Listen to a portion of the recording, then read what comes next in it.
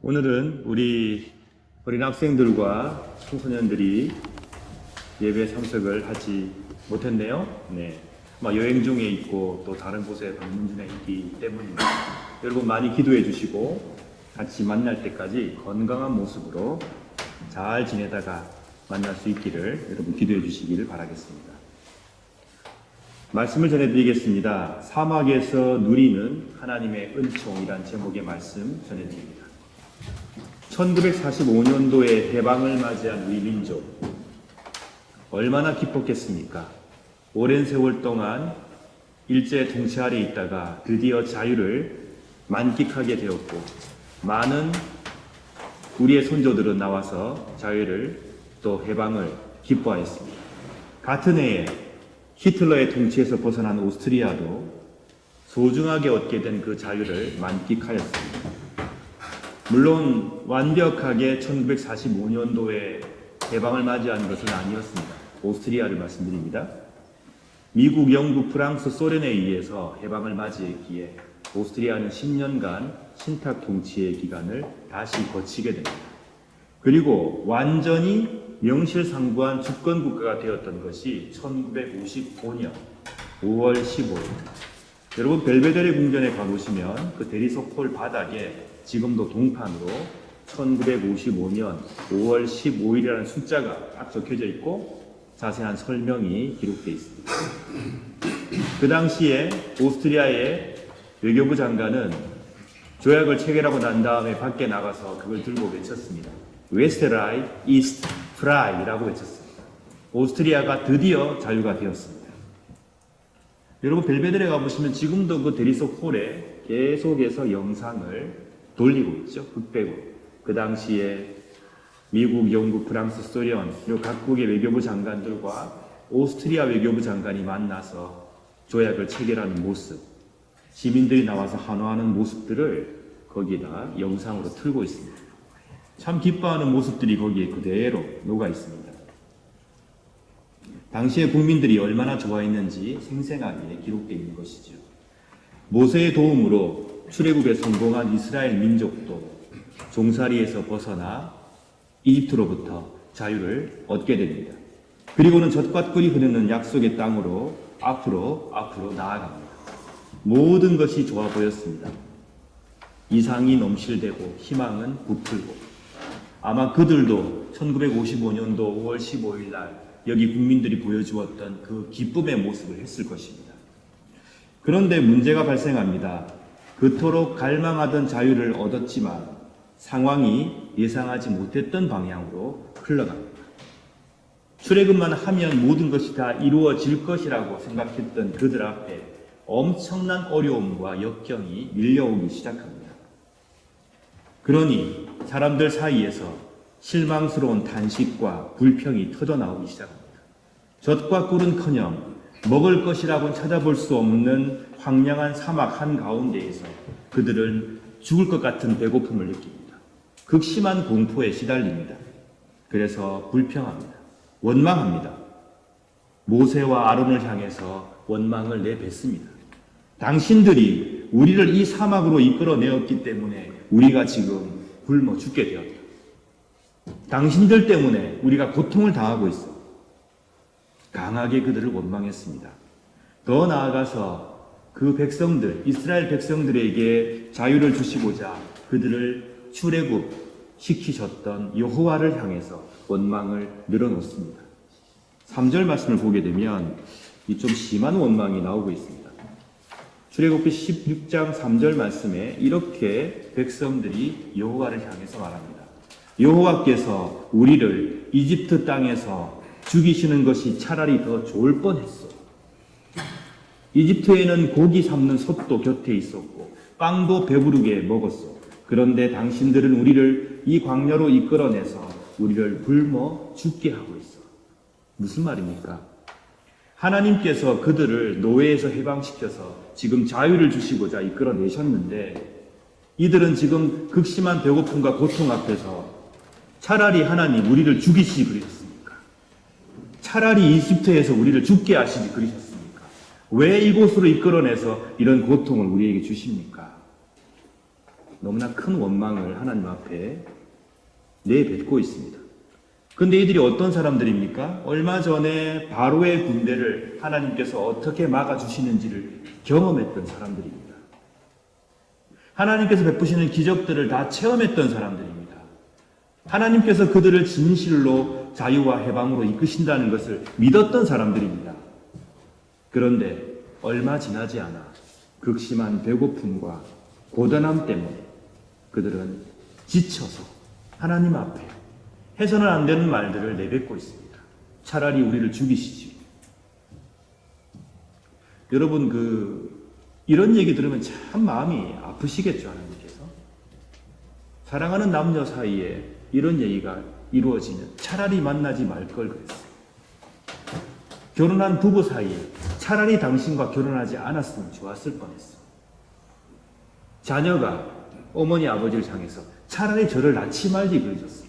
뭐 이런 얘기를 듣게 되면 참 마음이 아프고 미어지게 됩니다. 그런데 지금 이스라엘 백성들이 하나님 앞에서 그렇게 말하고 있어요. 차라리 우리를 죽이시지요. 뭐 때문에 우리를 이끌어내셨습니까? 하나님께서 그들 향해 갖고 계시는 큰 놀라운 꿈과 그리고 원대한 계획을 그들은 경험해 가고 있으면서도 그렇게 지금 하나님 앞에 불평을 늘어놓고 있습니다. 이들의 이 절규와 아픈 목소리, 우리 정말 괴롭습니다. 차라리 죽는 게 낫겠습니다. 아니, 차라리 그때 죽었어야 합니다. 이렇게 얘기하고 있는 그들의 이 아픔과 이 괴로운 목소리는 어쩌면 우리의 어머님, 아버님, 그 윗세대가 6.25 전쟁 때 경험했던 아픔이었을 것입니다. 어쩌면 그 이전에 일제강점기 하에서 경험했던 우리 민족의 아픔이었을 것입니다. 그리고 민주화 운동이 전개되는 그 시절에 희망이 보이지 않았던 우리 선배들, 형님, 누나들, 우리의 삼촌, 이모들의 아픔이었을 것입니다. 그리고 지금도 세계 곳곳에서 전쟁 때문에, 배고픔 때문에 여러 가지 어려움으로 정말 인간 이하의 삶을 살고 있는 많은 사람들의 절규이기도 할 것입니다. 팔레스타인에서, 우크라이나에서, 세계 곳곳에서 차라리 내가 태어나지 않았다면 이런 고통을 경험하지 않았을 텐데, 차라리 이 전쟁 이전에 내가 그냥 세상을 떴다면 이런 처참한 광경은 못 겪어가지 않을 텐데, 정치를 원망하고 희망을 잃어버린 채 신을 원망하고 그렇게 살아가는 사람들이 예전에도 있었고 지금도 있습니다. 진정한 자유? 좋죠. 아름답죠. 그러나 고통스러운 그들에게는 위로가 되지 않습니다. 밝은 미래? 좋습니다. 근데 지금의 현실이 너무나 아프고 괴롭습니다. 죽음의 위기와 극심한 공포에 무방비로 노출되어 있는 사람들.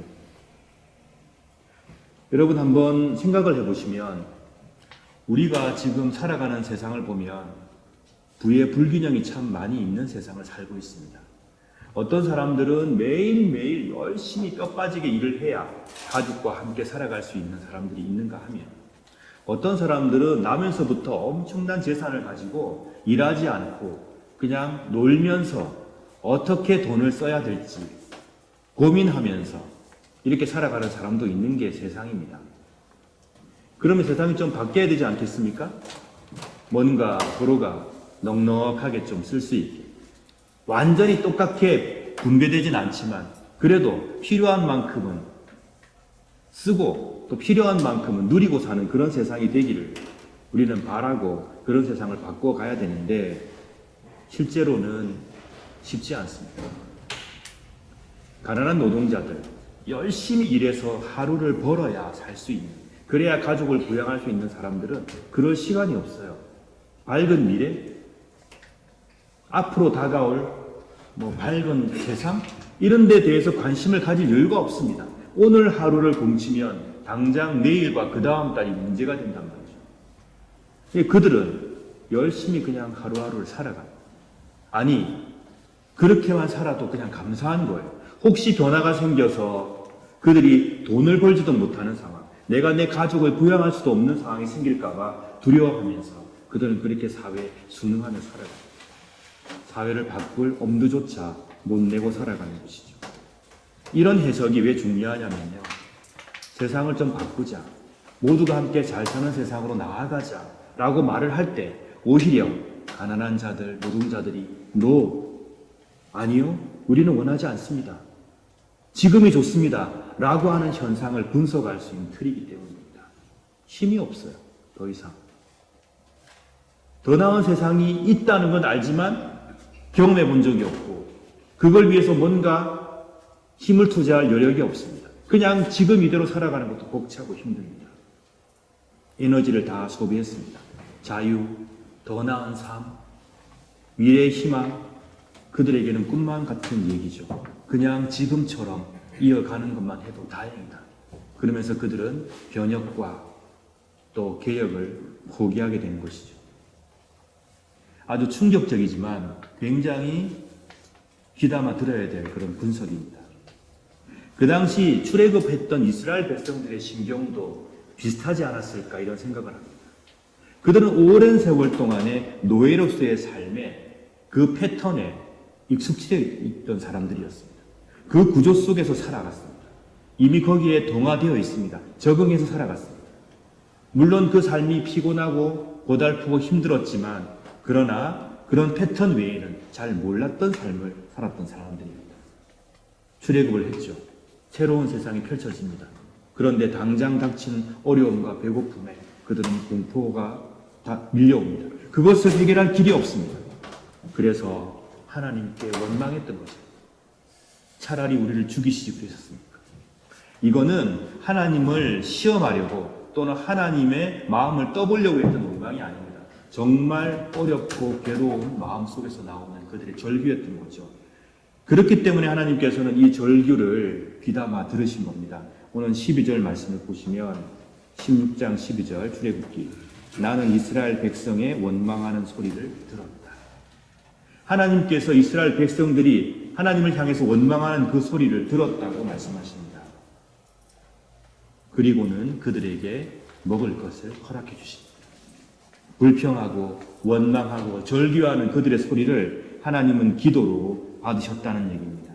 생존의 위협 앞에서 울고짖는 자들의 원망, 그들의 불평을 기도로 들어주신 하나님. 그 무엇보다도 배고픔과 죽음의 위협을 해결해 주시기 위해서 마음을 써주시고 그들의 얘기를 들어주시고 그들의 필요를 채워주시는 하나님께서 오늘 출애굽기 16장에 나오는 바로 우리가 알고 있는 그 야훼 하나님이십니다. 하나님께서는 매일 먹을 것을 허락해 주셨습니다. 때에 따라 메추라기를 주셨습니다. 메추라기와 만나가 그들에게 제공됩니다. 넘치지도 않고 모자라지도 않게 모든 사람들이 배불리 먹고도 남을 만큼 그렇게 제공해 주셨습니다. 욕심을 부리는 사람들이 생겼죠. 더 많이 가져봐야 소용이 없습니다. 날이 지나면 부패되어서 먹지 못합니다. 이 신비로운 하늘의 양식을 지금 배고파하고 괴로워하는 그들에게 하나님께서는 제공해 주셨습니다. 필요한 만큼 먹을 것이 있어야 한다는 것을 아시는 하나님. 그 백성들을 그렇게 먹이신 것이죠. 배고픔을 덜어낸 백성들 죽음의 공포에서 벗어나게 되었고 다시금 하나님께서 약속하신 참된 자유를 향해 행진하는 용기를 가지게 되었습니다. 예수님께서 말씀하셨습니다. 내 스스로가 바로 이런 만나다. 영원히 배고프지 않는 생명의 빵이다. 라고 예수님께서 요한복음에서 말씀하십니다. 6장 35절 말씀. 나는 생명의 빵이다. 내게 오는 사람은 결단코 굶주리지 않을 것이며 나를 믿는 사람은 결코 목마르지 않을 것이다. 이 말씀의 근저 뿌리에는 바로 5,000년 전 광야에서 이스라엘 백성들이 경험했던 그 놀라운 만나의 기적이 있습니다. 하나님께서 배고파하고 괴로워하고 아픔 가운데 있는 그들을 먹이신 놀라운 사건. 그 놀라운 사건이 예수님의 이 생명의 빵이라고 하는 선언에 깔려있는 놀라운 뿌리의 말씀입니다. 살아계신 하나님께서 지금 여기에서 놀라운 만나의 기적을 베풀어 주시기를 간절히 바랍니다. 이 세상에 남들이 알 수 없는 고통과 아픔 가운데 절규하고 두려워하고 그래서 원망과 아픔을 토해내는 사람들, 그들의 그 아픔과 원망을 기도로 하나님께서 받아주시기를 간절히 바랍니다. 전쟁에 있는 팔레스타인과 전쟁에 있는 우크라이나와 세계 곳곳에서 말할 수 없는 고통 가운데 울부짖는 사람들, 그들의 절규를 하나님께서 기도로 받아주시기를 진심으로 간절히 바랍니다. 세계 곳곳에 전쟁으로 배고픔으로 죽어가는 가련한 사람들, 그들의 아픔, 그 아이들의 부모들의 아픔을 하나님께서 기도로 받아주시길 간절히 바랍니다. 그리하셔서 그들을 살려주시고 다시금 모두가 평화를 꿈꾸며 살 수 있는 힘을 그들에게 허락해 주시길, 또 그 용기를 허락해 주시길 간절히 바랍니다. 사랑하는 여러분, 여러분께서 지금 지나고 계시는 그 길이 사막 같은 길입니까? 내가 하나님의 도움을 그토록 간구했으나 하나님이 침묵하시는 것 같은 답답함이 가득한 그 길을 여러분께서 지금 걷고 계십니까? 남들이 알 수 없는 아픔과 처절한 고통이 가득한 광야 같은 시간을 지금 보내고 계십니까? 그러시다면 하늘로부터 임하는 하나님의 은총을 간절히 사모하시길 축원합니다. 그 은총을 받아 누리시길 또한 축원합니다. 그래서 여러분께서 주저앉아서 아파하는 그 자리에서 다시금 하나님의 희망을 발견하는 복된 백성들 되시기를 진심으로 바랍니다. 어떠한 순간에도 그냥 내가 애굽에 살 걸 그랬어, 차라리 애굽에서 죽을 걸 그랬어, 차라리 하나님 믿지 말 걸 그랬어, 그런 원망을 하지 마시고 하나님은 언제나 나를 돌보신다. 하나님이 나의 미래가 되시기에 나는 하나님을 향해서 앞으로 나아갈 것이다 라고 다짐하면서 조금씩 앞으로 나아가시는 복된 여러분 되시길 축원합니다. 우리 교회가 지난주에 손님들과 함께 25명 어린아이까지 돌로미티를 갔다 왔습니다. 드레치메라는 곳을 12km를 돌았습니다. 어린아이부터 그리고 어른들까지 연세가 70 넘으신 분도 계셨습니다. 모두가 다 완주를 했거든요. 저는 이런 결과를 기대하지 않았었습니다. 그 중에 몇 분은 그냥 쉬실 거고 또 몇 사람은 돌 거고 이렇게 생각했는데 모두가 함께 다 돌았습니다.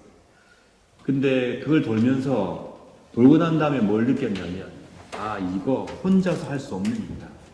함께 서로가 격려하고 힘이 되어주고 끌어주고 밀어주었기 때문에 가능한 일이다.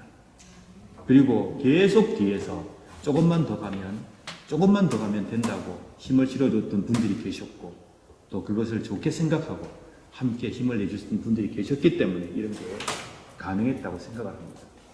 결코 쉬운 코스가 아니었거든요.